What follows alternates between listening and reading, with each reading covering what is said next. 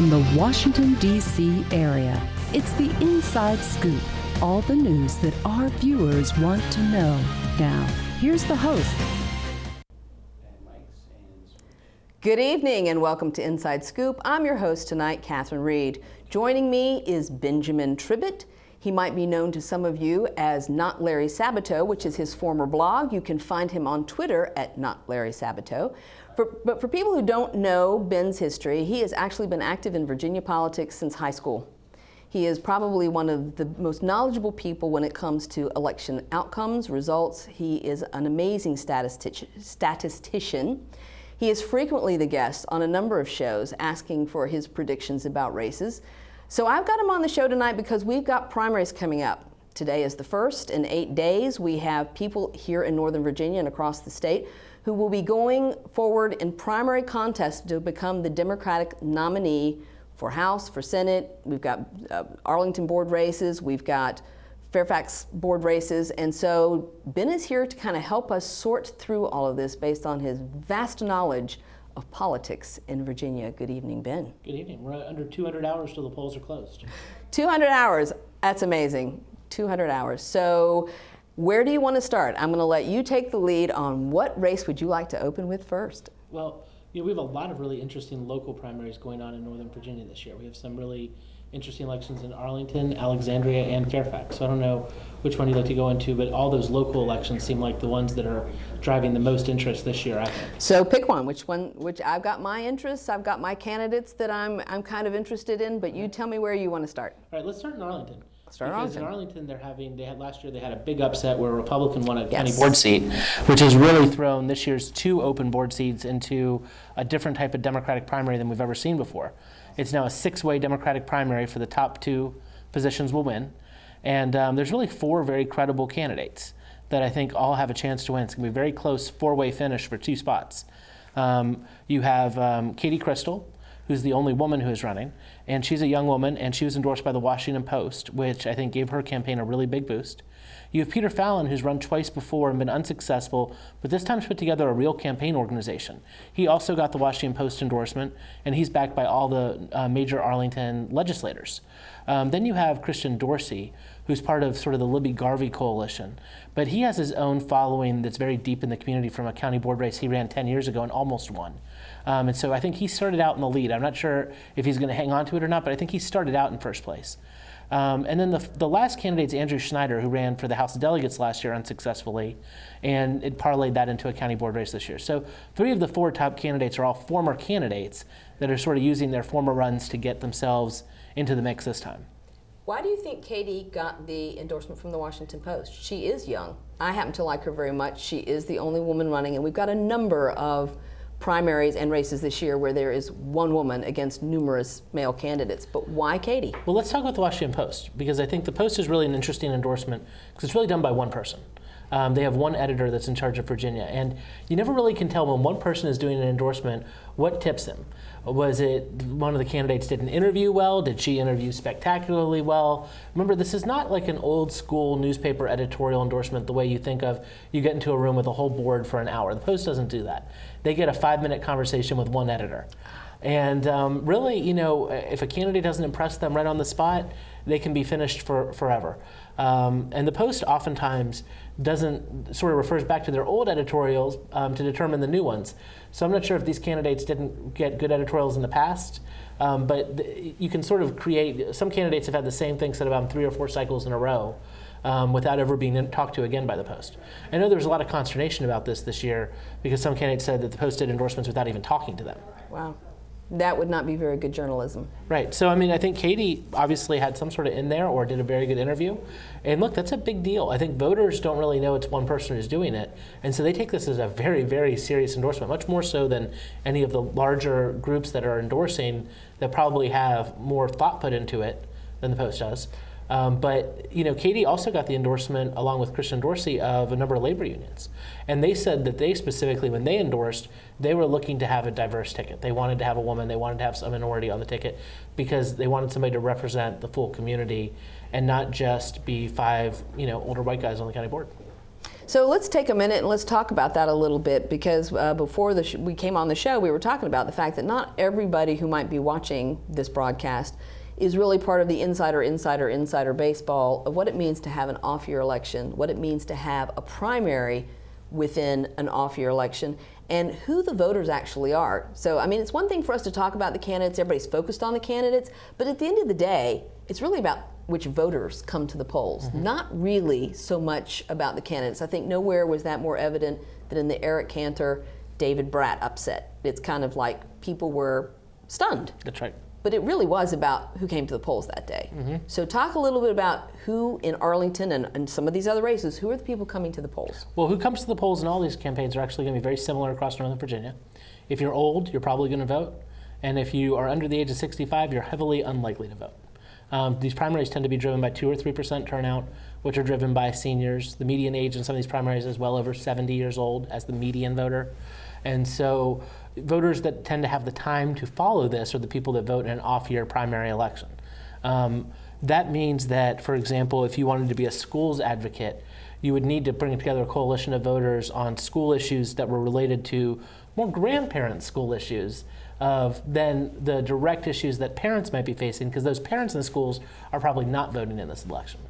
That makes sense. So the issues that a grandparent might, like the Pledge of Allegiance, I don't know what grandparents care about in school, but those issues would be the ones naturally that they would gravitate toward. I can imagine that the issues with education might have a lot more to do with ideological ones necessarily than practical ones. I could be wrong about that. So what is the answer for some of these candidates as far as trying to get over this demographic of white conservative and over 60? Right. I think that, well, there's some candidates that like that demographic very much. Yes, I don't think they're in our party necessarily, but yes, you're right. Well, then there's some of the, I think that those voters tend to go as a block too, which makes it very difficult.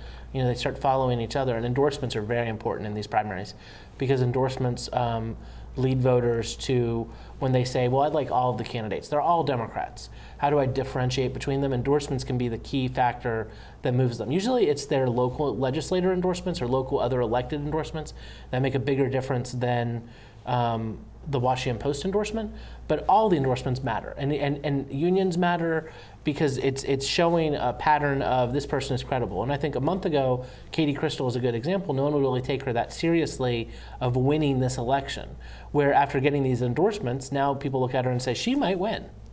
I think that would be excellent. And I do think that there is, just in an overarching sense, there is an awareness that we don't have enough women in politics in Virginia in elected office. So we're 42nd out of 50 states. Mississippi has more women in their legislature than we do. Never had a woman U.S. Senator, only 4 congresswomen, 3 of them were Republican. And so no woman governor. I mean, people are aware. Well, the problem with women in office is that the women are the ones keeping them out. And that's the thing that people mistake all the time, is why are women losing all these elections? It's not that women aren't running. They're losing. And they're losing because in a primary like this, 58% of the electorate are women. That's but right. They're not voting for the women candidates. You are so right about that, Ben, and I'm glad it was you who said that instead of me, because I have believed for a long time that that's what it is. We do not necessarily act as a unit. We are numerically the majority. A sizable majority in primaries. But everywhere that you look for women, we're the minority. I mean, that's the C-suite, that's the boardroom, that's the legislature. Every place where decision-making positions are, the majority demographic, women, specifically white women, are not there. We are the minority. And yet I do not think that women in any way acknowledge that we have to be intentional about saying we want more women, and therefore we have to stand behind the women candidates who are running. Well, a great example of this is in the 45th district, one of the primaries that's going on now in Alexandria. Rob Krupika is retiring. Yes. That seat was held by one of the most prominent women in the legislature, one of the first women to get there, Marianne Van Landingham, for over 20 years. When she retired, there was a credible female candidate that ran, Libby Garvey, who lost. And then when David England resigned after being in for 5 years, there was a credible female candidate, Karen Gotney, who ran and lost. And then this time there's a credible female candidate who's running, Julie Jakopic, who now, after the Washington Post endorsement of Craig Pfeiffer, most people think Craig Pfeiffer probably is the favorite. Now, I don't know if that's the case or not. Julie has deep connections. She has Rob Krupika's endorsement, which I think could cancel that out. But that is the perception. If you talk to people, they will say, well, Craig is the favorite now because he has the Washington Post endorsement. And so you're going to have 3 cycles in a row where you had highly qualified female candidates in an electorate that is overwhelmingly female. In Alexandria, it's probably closer to 60%, that's going to be rejecting every time the qualified female candidates. And that is something where I think a lot of people who follow this think, well, it's the men who are keeping the women out. It's not. The Democratic primaries are overwhelmingly female. It's the women that are keeping the women out. I mean, and I have sensed that for a long time, but it would be hard to get into a room full of women and say that and have anybody take you seriously. So I'm glad you're saying that. And I really want... Well, statistically, if the women are 60% of the primary electorate, and in this case there's 5 candidates, and one of them is a woman and she loses, that means that over 2/3 of the women will have to vote against her in addition to every single man for her to lose. And that could happen. So looking at the candidates, so let's just talk about Julie Jakopic's race for a minute and look at the field of candidates, because there's a lot of them there.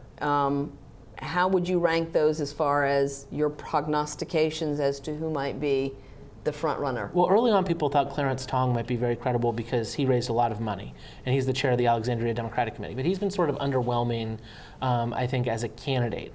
And I think he's fallen back because of that. Mark Levine is a self-funder. He's raised a lot of money. He's been in the studio, obviously, a lot of times. But I think he's having trouble hitting that hurdle of people taking him seriously as a candidate. And so I think at the start, people really believed Julie was going to be the front runner because she had Delegate Krupica's endorsement. Now I think this will probably come down to Julie and Craig Pfeiffer, with maybe Clarence still being in the game because of the amount of money he spent, but that it really probably will come down to Julie and Craig Pfeiffer. Does it make a difference when there is multiple candidates as opposed to just 2? I mean, you've got a lot of ways the vote could be split that could either hurt or help. I would imagine either one of them, Craig or Julie. It makes a big difference. And remember, we also have an Alexandria mayor's primary we haven't talked about yet that's up ballot in this district. And that will drive turnout, which will drive a lot of voters to the polls that wouldn't otherwise be there, making it much more persuadable for the delegate candidates. You know, when you have to get your voters to the polls, it's much more difficult to do that than when they're coming already and you just have to get them to vote for you. Right. So when we come back from our break, I want to talk about the Alexandria mayor's race. I want to talk about the other factors that are going to cause upvoting. And I think some of the school board races, when we move especially here in Fairfax County, as we move our attention to those races, we need to talk about what's going on, too, in the Fairfax County school board races. Because, again, what motivates Democrats, I think, is very different from what motivates Republicans. And some of the things that are currently happening right now could end up galvanizing people to turn out and vote up ballot who are in the other party. So when we come back, I do want to talk a little bit more about the Alexandria mayor's race, and I do want to talk more about what is going to be happening in Fairfax County too. So please join us after the break. We'll be back in just a few minutes.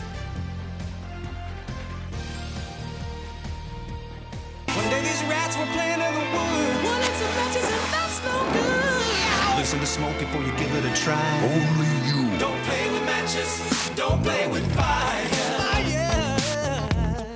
Cause there's nothing very funny about ripped off money. Nothing very nice on a homeless mind. So if a gorgeous force is what you desire, don't play with matches. Don't play with fire. Only you can prevent wildfires. Fire.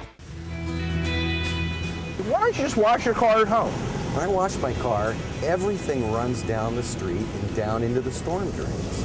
With all the chemicals in the soaps and waxes, the last thing I want to do is poison my own drinking water. At least here, it's all contained and recycled on site. That's why I also take my car in for oil changes instead of doing it myself. I might take a chance on spilling stuff.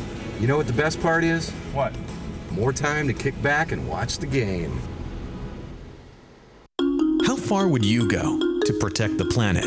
I want you to build an ark. Here we go. Okay, that's good. Oh, okay. Ow! Maybe there's another way. People, the flood is imminent! Is it too much to ask for a little precipitation? Go to fightglobalwarming.com to find out what you and your community can do to reduce global warming pollution.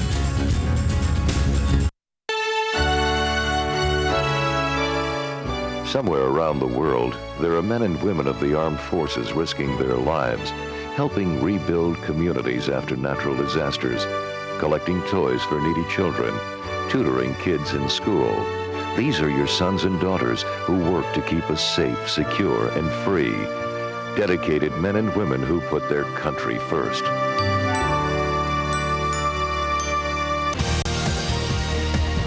We're back to the Inside Scoop. Here again, your host. Welcome back. I'm Catherine Reed. I'm the host tonight with Inside Scoop. My guest is Ben Tribbett, who you can find on Twitter under Not Larry Sabato. We are talking about elections tonight in Virginia. Most specifically, we are starting with our competitive primary races that will be 200 hours from now. Well, less than 200 hours. Less than 200 hours from now on June the 9th. And so when we left before our break, we were talking about the Alexandria race. And the endorsement of Craig Pfeiffer by the Washington Post. And you rightly observed that women are mostly the majority of voters. We're the majority demographic, we're the majority voters, so women not getting elected are really about women not voting. Especially in Democratic primaries. In Democratic primaries for the women candidates. And so Craig Pfeiffer got a number of endorsements. I know one was from Anish Chopra, because I got his email. Another one was from Rebecca Geller, who's a friend of mine, who also endorsed Craig Pfeiffer. And I think from the Women's Strike Force. And she is from she was very instrumental in the Women's Strike Force.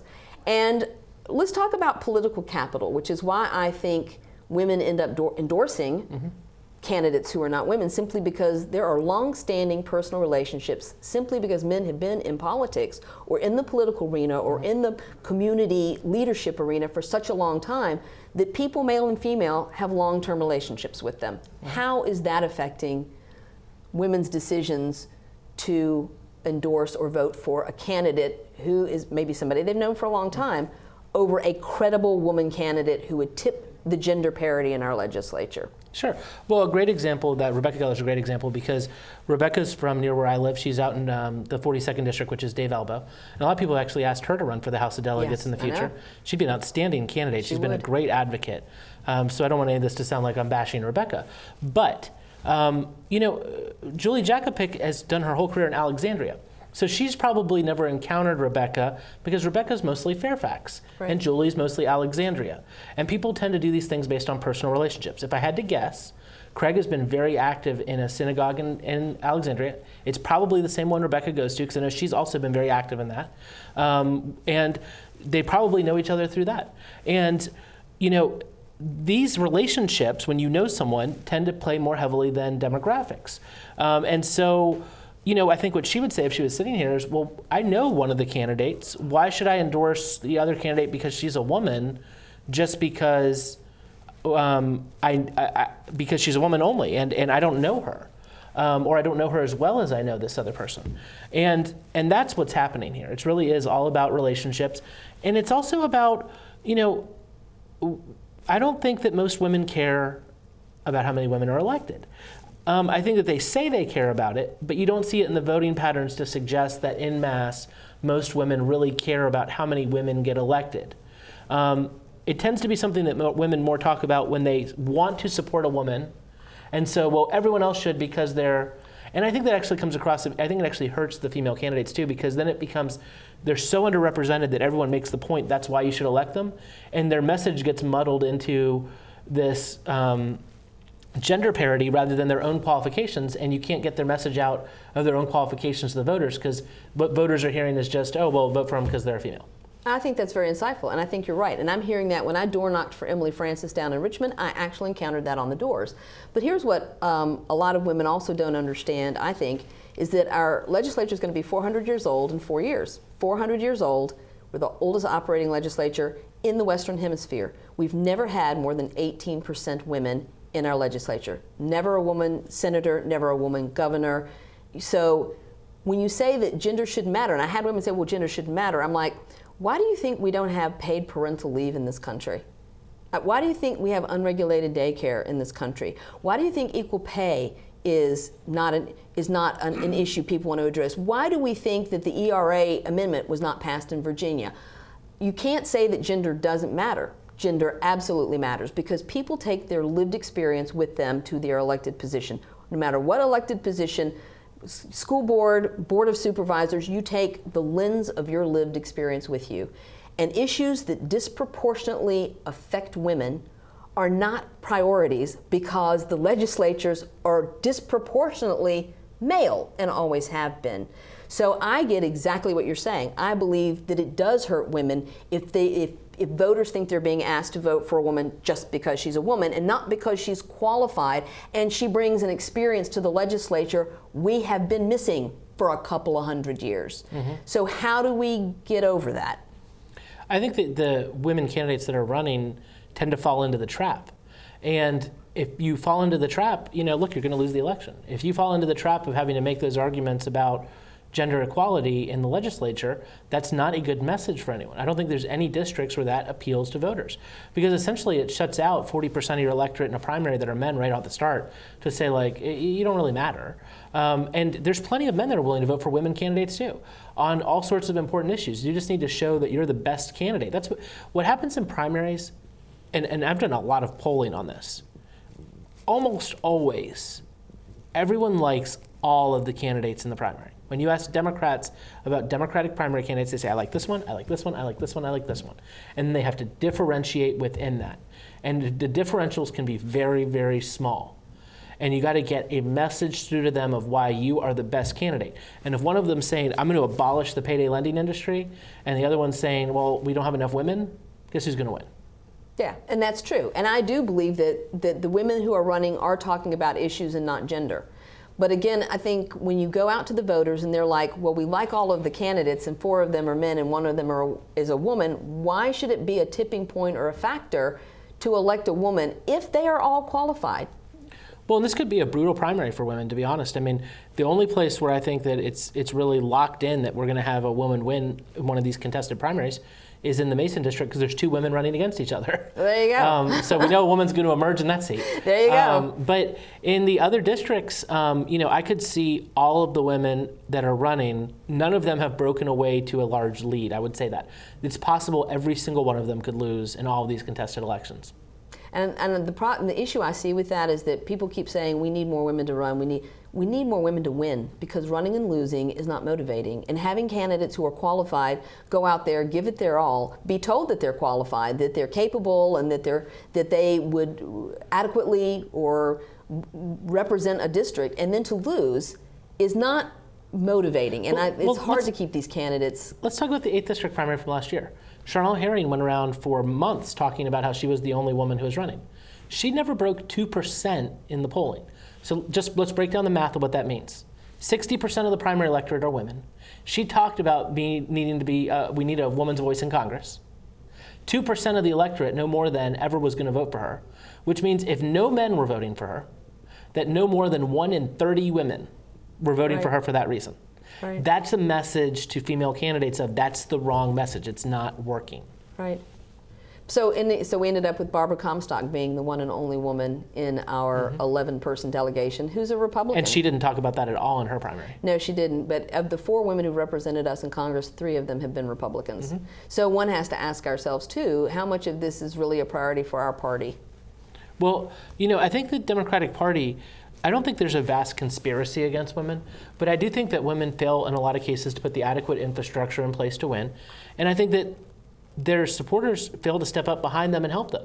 You often see in the closest elections we have in Northern Virginia, when we lose elections, it tends to be women candidates that lose in those closest elections, in the general elections too. And it's from a lack of support. One more mailing could tip them over the edge. Think about Jennifer Boysko. Think about Elizabeth Miller. Kathleen Murphy won the special election, but she lost the first election last year.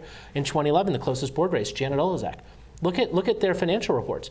In the case of Jennifer Boysko and Kathleen Murphy, there were a lot of women in the legislature, elected officials that didn't step up to do a thing for them. Look at Janet Olezak's report. Look at the other women on the Board of Supervisors. None of them helped her, other than the chairman. So this is an issue of, there's not an infrastructure to back these candidates in the most competitive races. And I don't think that there's a lot of people who are interested in pushing to see more women get elected. I think they're going to have to do it on their own, race by race. It's not going to become a mass movement. So let's talk about the Mount Vernon. Can we move on to that Mount Vernon race and tell me what you think? Where of the 4 candidates, again, the woman probably will finish last place. So it's a good segue. Yeah, it's a good segue. So let's talk about the candidates running in Mount Vernon. Yeah. I mean, you have 2 credible candidates. You got 2 candidates that haven't run much of a campaign, Jack Dobbin and Candace Bennett being the 2 that haven't really had a full campaign. I actually see, and this is a great example. I like Candace Bennett a lot. I would have considered voting for her most of the way through the primary. I was sort of considering her as an option. But she hasn't run a serious campaign. And so by the end of it, our choices are Tim Sargent or Dan Stork. And you have the option of sort of throwing your vote away to Candace or to Jack, or actually deciding who your next supervisor is going to be. And so most people are going to rally behind one of the two major candidates to say who they want their supervisor to be. And you're seeing that happen in the last 2 weeks here. Scott Saravel has endorsed Dan Stork. Today, Jeff McKay and Mark Sickles came out and endorsed Tim Sargent. Political leaders are rallying behind those two because they've broken out. They're the two that could win. And now people are saying who their preference is between those two. And what's getting left in the dust is anyone who didn't put together a real organization to be able to run it. And I think that's very insightful as well. When it comes right down to it, you do have to have a machine. When I think about Stacey Kincaid's last election, and she's also running for re-election this time, but the number of people who coalesced behind her was astonishing given the short amount of time she had, and the number of people who did not know her until she started campaigning. She went from being a captain that few people knew to suddenly being somebody that a lot of people, elected officials, were endorsing. I do think that makes a difference. And she's an exceptionally good candidate on her own merits. Absolutely. And yes, people said it would be nice to have a female sheriff, but that was not the reason that was driving people to vote. She was the most qualified person running with Yep. 26 years in the department. And when she had the Democratic primary contest with her and the acting sheriff, Right. most people watched them and thought she was the better candidate. Yeah. Flat out. I agree. And that having a good candidate does make all the difference in the world, aside from the question of gender or gender parity or anything else. So what about the Alexandria mayor's race? Well, another great segue from our topic about women, because again, women's probably going to finish last place in this one. Allison Silverberg, vice mayor, has fallen way back from the main two candidates. Top two are Carrie Donnelly and Bill Ewell, who's the incumbent, Carrie Donnelly, the former mayor. And they're sort of duking it out. Allison Silverberg in a distant third. And people are starting to coalesce behind Carrie or Bill, again, because one of the two of them is going to be the next mayor of Alexandria. And don't you see that, again, as being sort of an issue of political capital? One of them's been an incumbent for a long time, the other one's a former mayor. So there's lots of people in the community who know each of them better than the other candidates. Mm-hmm. And so it really comes down to a numbers game. That's exactly it. And in these low turnout primaries, the numbers matter even more because, you know, you don't have to get that many votes to win. It's really a very small number when you look at the size of the population that will decide who wins these elections. What is your guess as far as the number of actual voters who will turn out?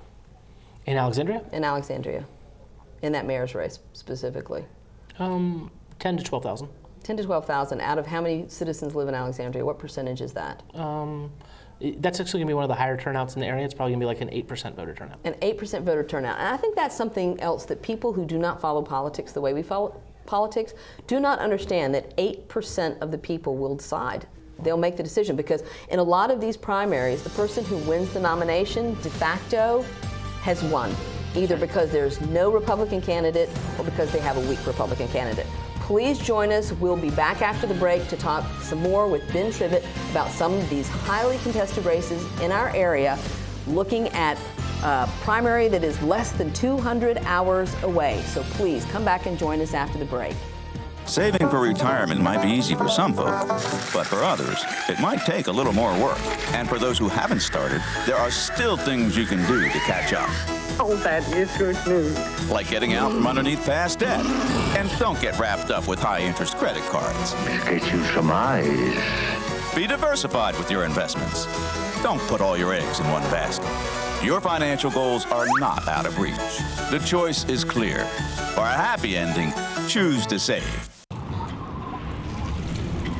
Everyone with alcohol and drug addiction is in the same boat.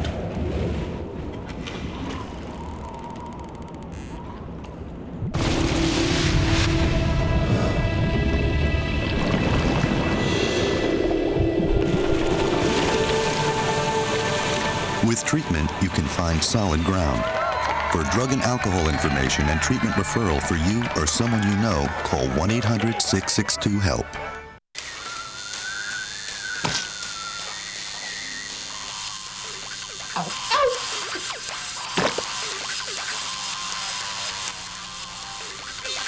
Dude, are you sure you want this tattoo? Because just do it.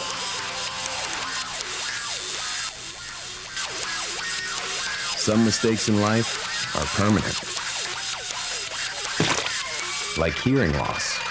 To learn how to protect your hearing, visit ASHA.org. You've probably heard about heart disease, but did you know that it's the #1 killer of women nationwide?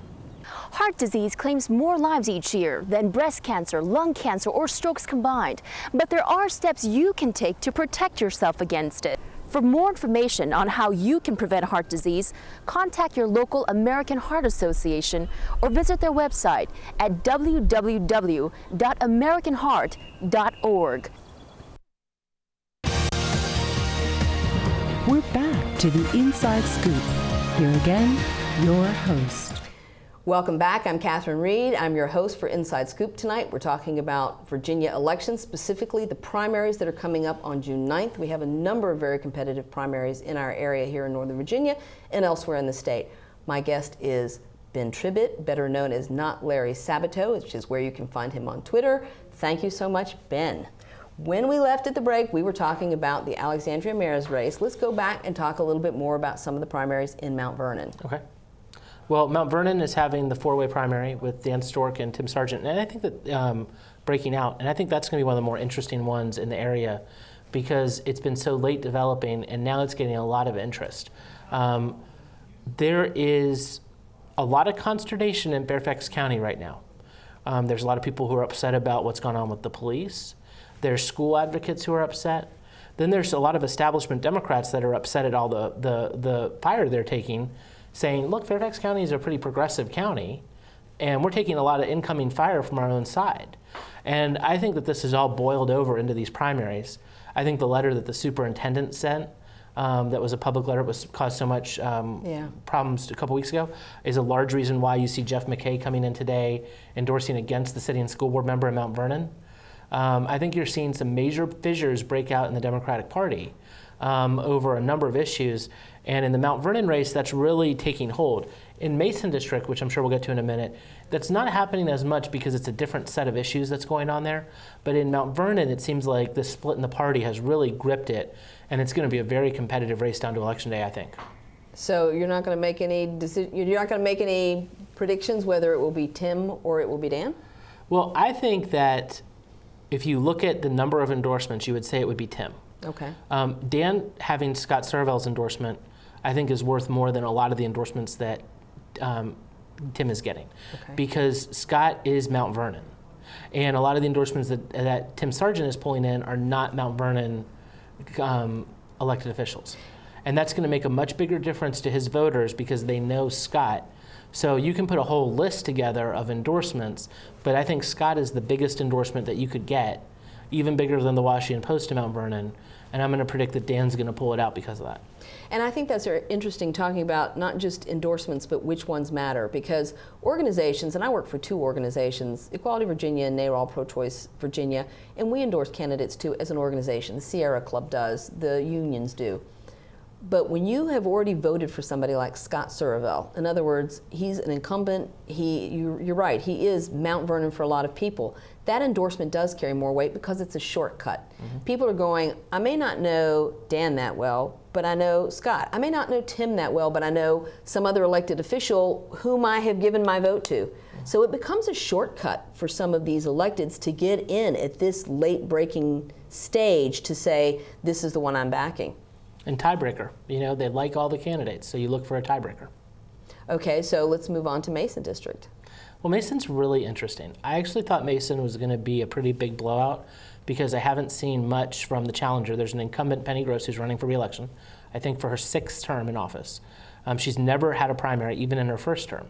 And now she's being a primary challenged by Jessica Swanson, who's a young community activist in the Seven Corners area. It looked to me like it was going to be a major blowout for Penny early on because I didn't see much activity happening with Jessica. Jessica today reported that she raised $120,000 for the campaign so far, which is astronomical in a primary. No kidding. But over, I think, $80,000 of that was an in-kind contribution from one group. Now, I haven't seen the level of activity to suggest what is this group doing? Is this sort of, people can balloon in-kind contributions to make them sound much better than they are.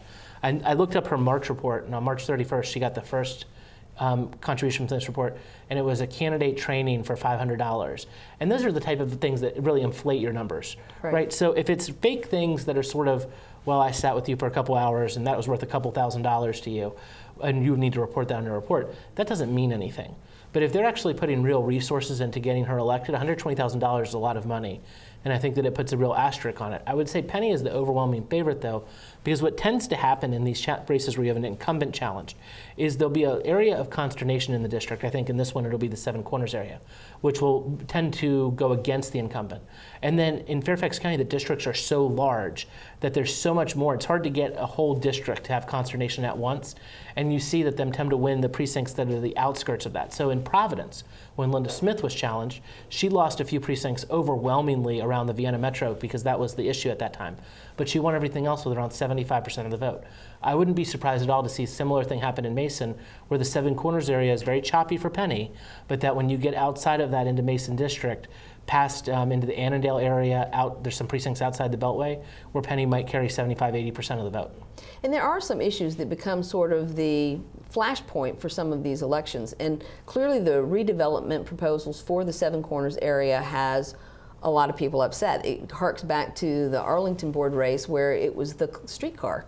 You know, the people on one side of Arlington wanted the streetcar and the people who didn't live near it didn't want it. And so it becomes which higher percentage of voters are going to be the ones that come to the polls, because that will be the candidate who wins. Right.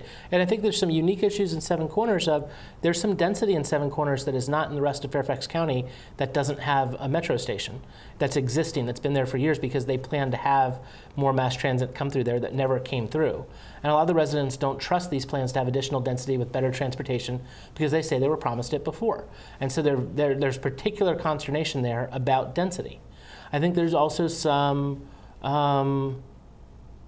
I think there's a racial aspect to it also. In the Lake Barcroft area, it's mostly older white people.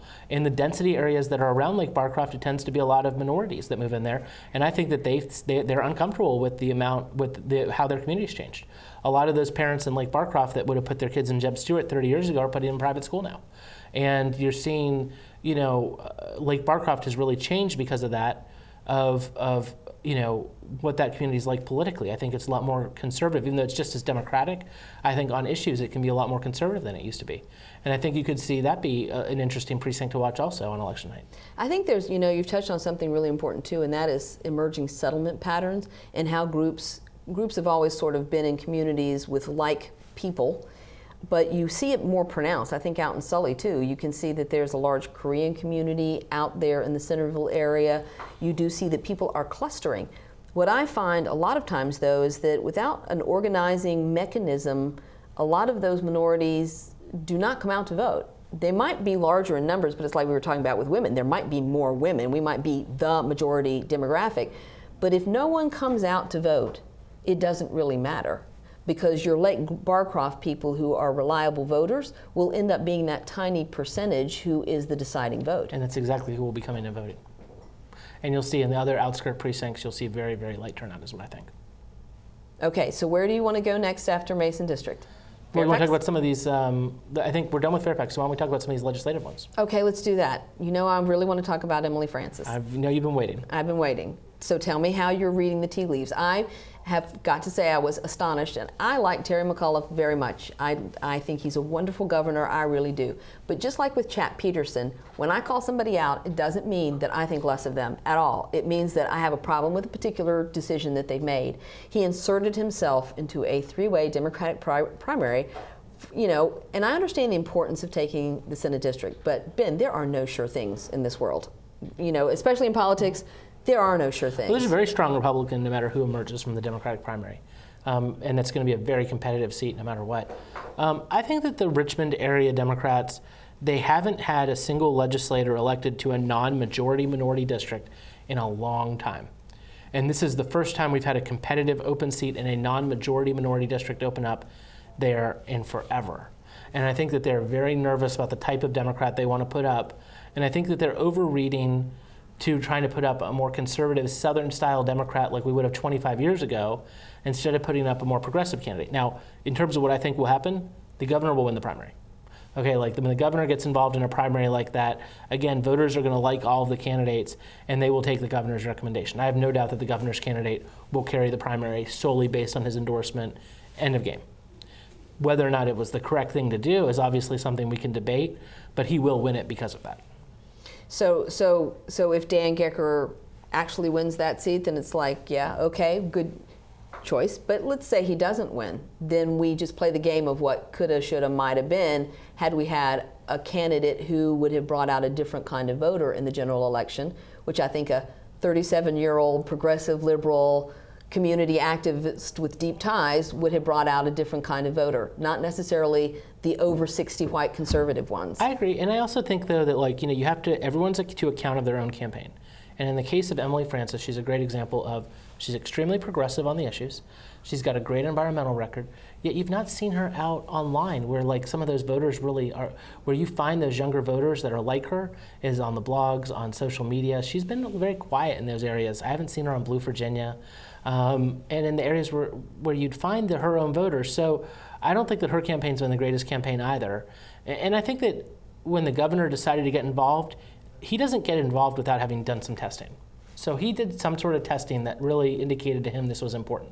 I don't know if that testing meant that one of the candidates was more electable in the general election, if the testing was because they thought one of the candidates was less electable and the other two were going to be fine, but that they wouldn't have just gotten involved just to pick a favorite. They would get involved because they felt like this was of importance.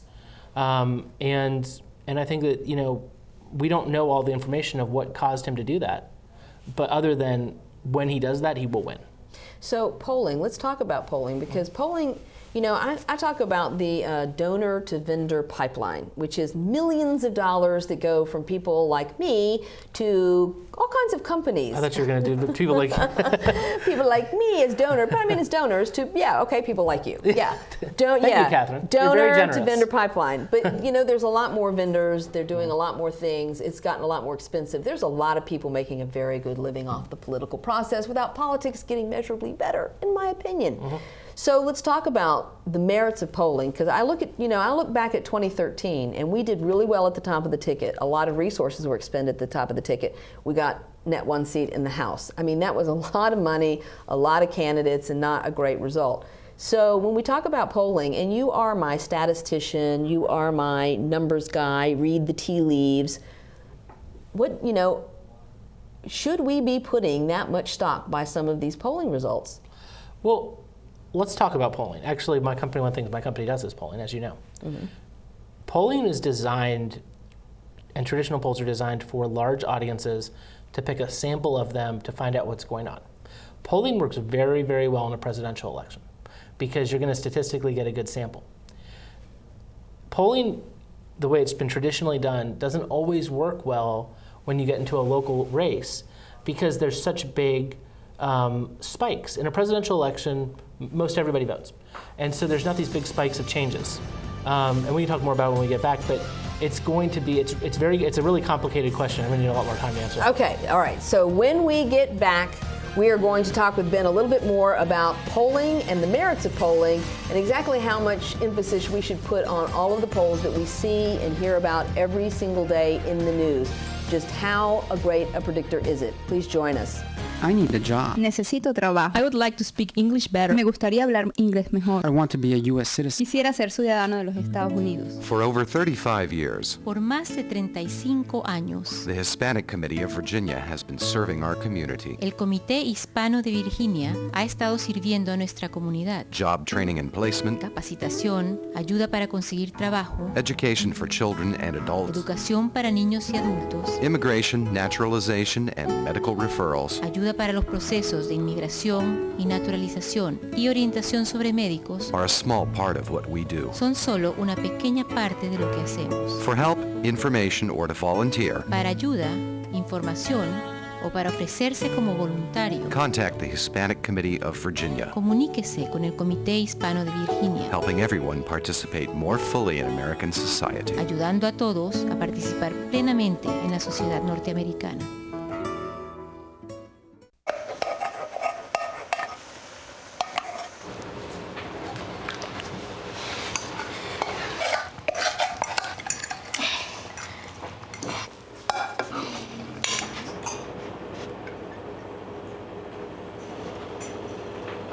Hey, Lena, where's yours?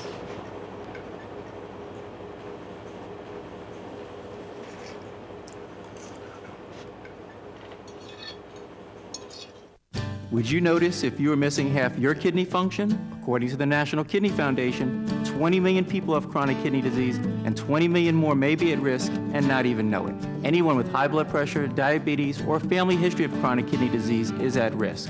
Early diagnosis is vitally important. To get the whole story, talk to your doctor and visit the National Kidney Foundation at kidney.org or call for a free brochure. Because when it comes to chronic kidney disease, you might not know the half. We're back to the Inside Scoop. Here again, your host. Welcome back to the final segment of Inside Scoop. I'm Catherine Reed. I'm here with Ben Tribbett tonight. He is on Twitter as Not Larry Sabato. He has many, many years, decades, as a matter of fact, invested in reading the tea leaves of Virginia politics. When we last went to our break, we were talking about polling and the effectiveness of polling, and there's been a lot of polls that were abysmally wrong. Right. So what we were saying was, when you start with the polling, they're designed for large audiences to get a subsample of it. In a presidential election where everyone votes, you have an approximate idea of how many people are going to come out and vote. It's not going to vary widely. Fairfax is not going to have 90% turnout, while Scott County has 50% turnout. It's going to be similar, okay? In a local election, what can really shift the polls around is that you have a spike. Take this Mason District election we were just talking about. The Seven Corners area is a really consternation issue. It's going to have higher turnout than the Annandale area that doesn't have a hot issue going on. Right. The election's going to be completely fundamentally different. If you can't balance that poll to adjust for the spike in turnout you'll probably see in Seven Corners, then your methodology will be completely wrong in being able to read the tea leaves of that district. That's why polling works so much better in larger elections. Now, you know, there are been some problems with the polls in the governor's election last year with Terry McAuliffe, but I think that those were also late deciders coming into Ken Cuccinelli. I think Terry McAuliffe did have a larger lead. I do think that Ken made a run at the end. If you remember the last 72 hours of that campaign, the Obamacare became a major issue. And I can't remember what happened late in October. Government shutdown, which kind of put it helped us. Yeah, it helped us, all our candidates. And then the botched rollout of healthcare.gov. Botched rollout. That was exactly what happened. Yeah, the botched rollout, and it really did affect right there at the very end. Right. So I think that the polls may have been okay, but it's hard to tell when there's late movement. When something happens, there's going to be, the polls are going to be wrong from 2 weeks ago because voters moved on it. But generally speaking, the polls are pretty good in statewide elections. They've been pretty abysmal in determining some of these local elections. And you know, as someone who's been a donor to these candidates, you hear not only do you get inundated with calls asking you for money, but you get inundated with calls asking you for money saying, Catherine, this is the closest race in the state. I just got a poll back. It is a 1% race. Can't you help me? I know that you said you've given to 30 people this month, but Catherine, this one is 1%. I know. And the other thing is, or saying that you're raising money because you want to do a poll. Mm-hmm. Like, we need to raise enough money because we have to do a poll. And yet I look at the what happened in the David Bratt, Eric Cantor race, which I thought was stunning. I don't know why more Virginians, was that an anomaly? Was it some sort of freak thing? Or is it a canary in the coal mine? Is that telling us something important about the direction or the probability that there's a shift that we haven't detected? What's it telling us? What did that tell us? What I got out of that primary was that because we have open primaries in Virginia, there's a real possibility for a right-left coalition, the far right not liking Eric Cantor because he wasn't conservative enough, and the left just not being able to stand the sight of him. And the combination of those two things, that the voters just went up to the polls and they outnumbered the mainstream Republicans that wanted to vote for Eric Cantor because that's not that big of a constituency. And I think they just overwhelmed him. I don't think he ever saw it coming. I don't think the polls could have picked it up because when you have Democrats crossing over in a Republican primary, the way that you would do it as a pollster is you would call people who have voted in Republican primaries before. Well, if you get a sudden surge of voters that never participated in a Republican primary, you won't be able to poll that. You won't be able to pick up that that's happening. And you'll never see it coming. And in this case, none of the polls saw it coming. And that suggests to me that there's a lot of Democrats doing it because that's what would cause the polls not being able to detect it happening into the end. And look, Eric Cantor did plenty over the years to make the Democrats not be able to stand him enough to say, hey, we'll take a backbencher Tea Partier over this guy. So that's one possible scenario. What about the other possible scenario being is that the more conservative the Republicans are, the Tea Party Republicans, the more they are galvanized or more easily galvanized, and because the numbers are so low that it's just a matter of igniting that particular base, knowing that the numbers are so low it doesn't take much to win. I agree. I think in this year's primaries, in the Republican primaries, you may see that in some. I wouldn't use that as the example for the Cantor primary because actually turnout was very high. What about like in the Mark Berg race? Do you know anything about that race? Because exactly the type of race, that exactly what happened. Very, very light turnout in Winchester. Bev Sherwood just didn't turn out very many voters, and all of a sudden we got probably the wildest delegate in all of Richmond. I know, and then in LaRock too. Same thing with Joe May. Two very mainstream, moderate Republicans simply undone.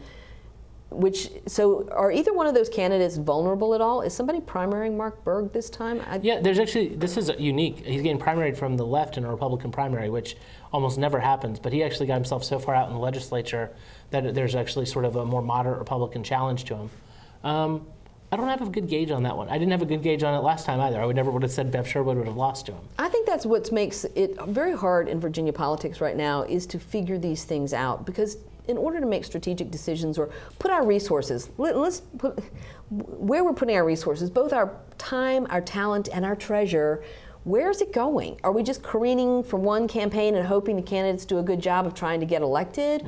Or is there some better strategy that says we need to build a better bench, we need to look down the road to see where the opportunities are in advance of them? I mean, is there a better way we could be doing this, Ben?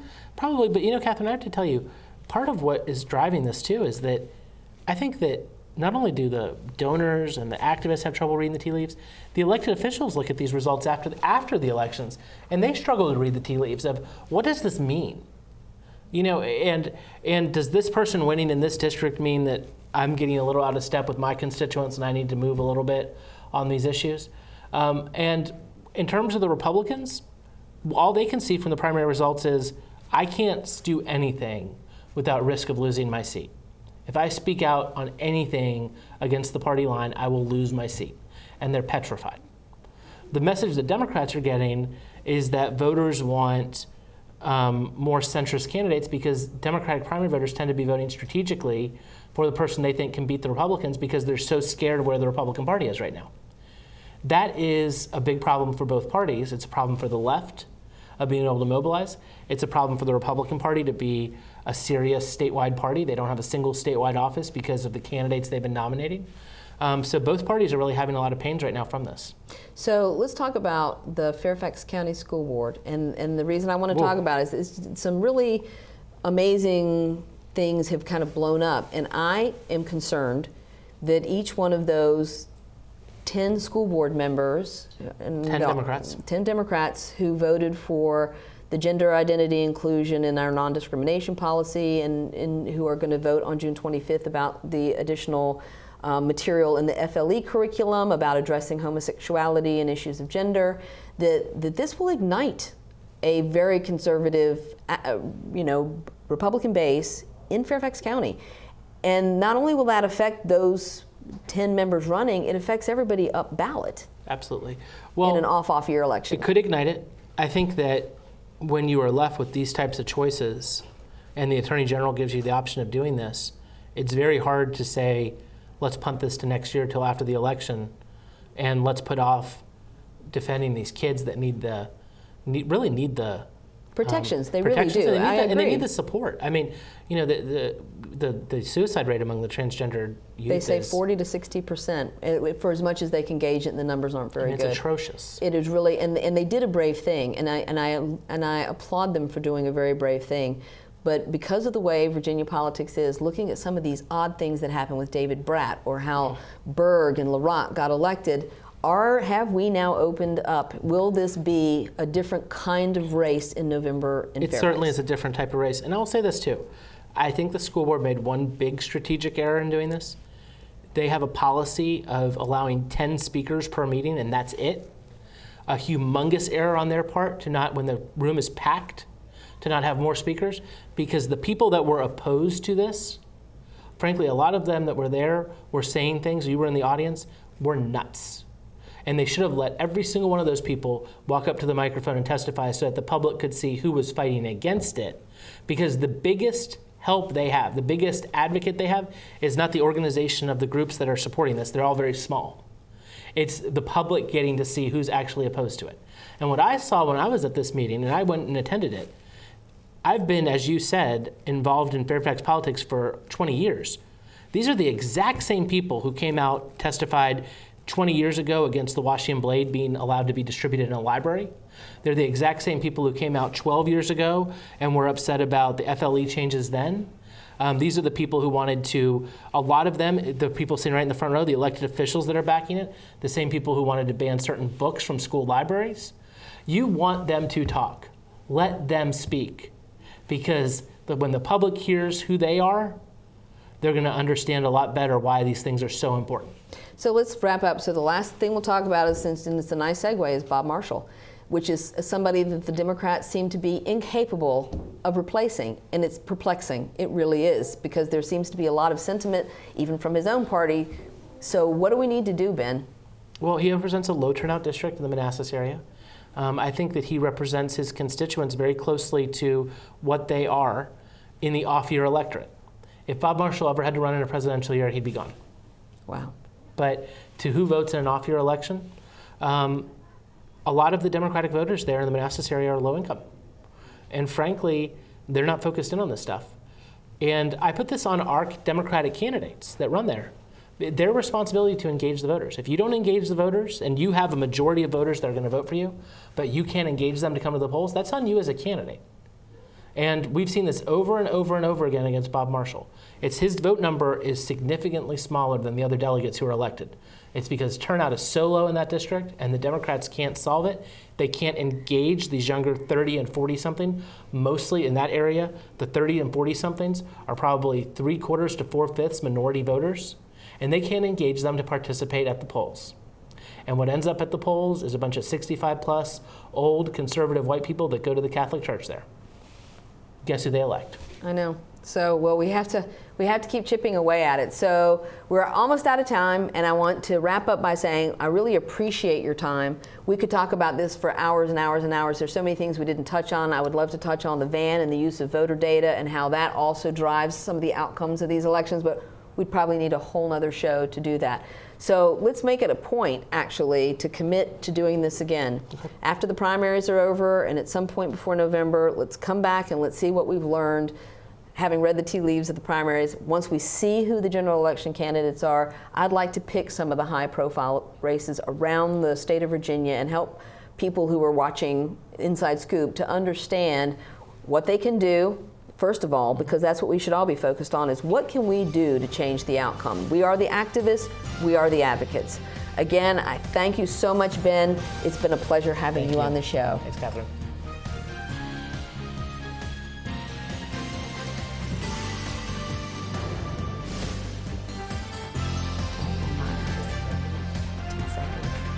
I'm just gonna smile a lot.